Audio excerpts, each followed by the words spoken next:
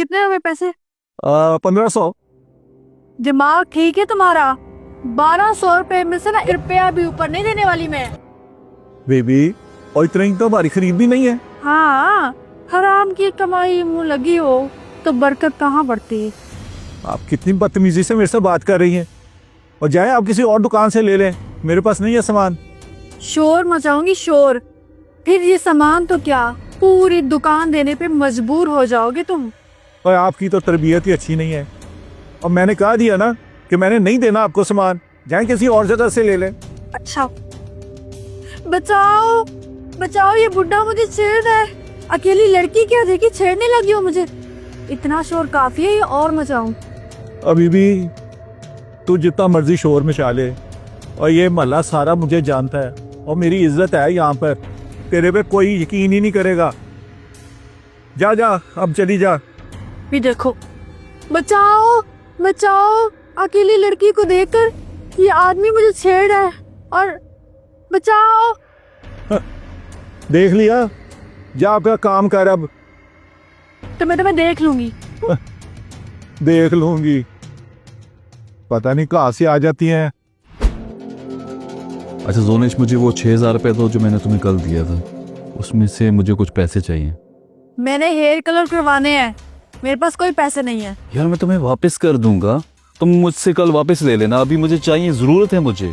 बाद में तुम्हारे पैसों का अचार डालूंगी। और वैसे भी मेरे भतीजे का कल बर्थडे है और मैंने आज ही बाल कलर करवाने हैं। वैसे एक बात तो है, तुमने मेरी जिंदगी हमेशा ना मुश्किल करके रख दी है।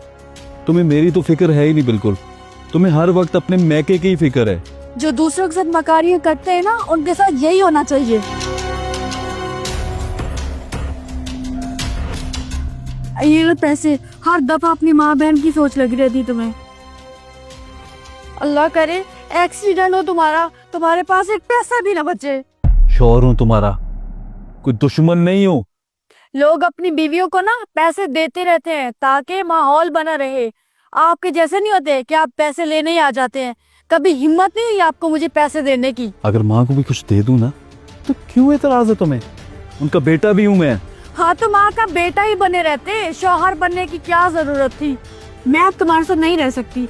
बुलाओ अपनी माँ और बहन को, तुम्हें भी संभाले और तुम्हारे बच्चों को भी संभाले।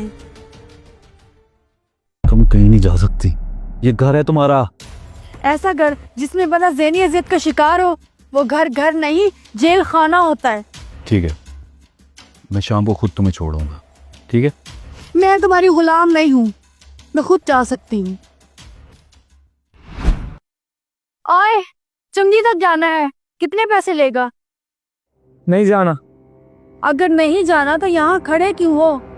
वैसे तुम लोग ना तरक्की नहीं कर सकते, बस बड़ी सवारी का इंतजार करोगे और आगे नहीं बढ़ना। बीवी जाना है तो 600 रुपया लगेगा, बैठे छोड़ आता हूँ।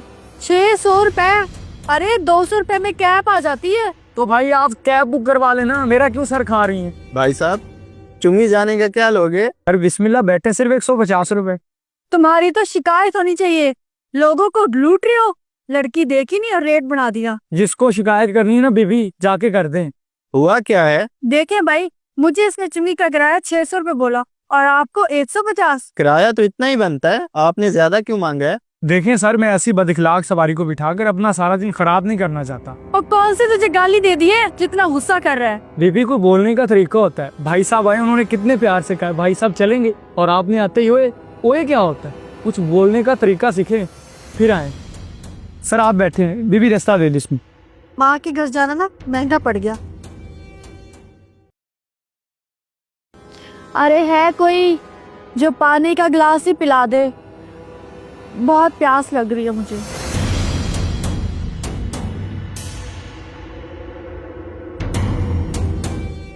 ये लो बेटा पानी।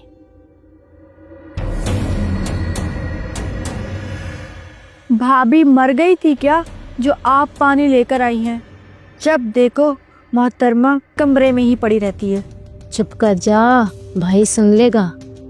एक तो ये तेरी जुबान है ना, कभी काबू में नहीं आती। अरे अम्मी सुनने दो उसको, आपने तो उसको सर पे चढ़ाया हुआ है। और एक मेरा शौहर है जो मुझे मुंह तक नहीं लगाता। ये भी तुम्हारी अपनी ही वजह है बेटा। ये जो तुम्हारी जुबान है ना, इसी का नतीजा है सारा। अपने शोहर को देखो, कितना खुश है वो तुम्हारे बगैर। अम्मी 2 महीने मैंने आपके पास क्या रह लिया, आप तो मुझे बातें ही सुनाना शुरू हो गई। बातें नहीं सुना रही बेटा, मैं बातें नहीं सुना रही, समझा रही हूँ तुम्हें। शोहर का घर ही बीवी का असली घर होता है। कब तक भाइयों के सरों पे बैठी रहोगी ऐसे? पहले तो आपको कोई समझ बूझ नहीं थी और अब आप लेक्चर देना शुरू हो गई हैं मुझे। समझा नहीं रही बेटा, और तुझे कौन समझा सकता है? तो किसी को बोलने का मौका दे तो फिर है ना। गुस्सा तो हमेशा नाक पे रखा रहता है तुम्हारे। अभी भी वक्त है बेटा, संभल जाओ, समझ जाओ। मैं तो कहती हूँ जाओ अपने घर। ये ना हो कि वक्त तुम्हारे हाथों से गुजर जाए और दर बदर की ठोकरें खाती फिरो।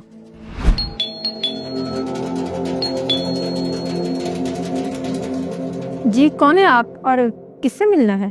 तुम कौन हो और मेरे घर में क्या कर रही हो? तुम्हारा घर? कौन? अरे जोनश, तुम क्या कर रही हो मेरे घर में? सबसे पहले मुझे ये बताओ, ये औरत मेरे घर में क्या कर रही है? एक मिनट, तुमने दूसरी शादी तो नहीं कर ली? फौरन फौरन इसको तलाक दो। Easy, relax. तुम्हारी ना इसी बदकलामी की वजह से मुझे ये इंतहाई कदम उठाना पड़ा था। लेकिन अगर फिर भी तुम्हें अगर अपनी गलती का एहसास हो गया तो तुम मेरे साथ रह सकती हो। इस औरत को तलाक दो, फिर मैं यहाँ रहूंगी तुम्हारे साथ। जिस बीवी से मुझे सुकून मिलता है ना, उसे मैं कैसे तलाक दे सकता हूं? अगर तुम्हें तलाक चाहिए तो तुम बता दो, मैं कल ही तलाक के कागजात भिजवा देता हूँ। प्लीज मुझे माफ कर दो। मैंने तुम्हारे ऊपर भी जुल्म किया और खुद के ऊपर भी जुल्म किया।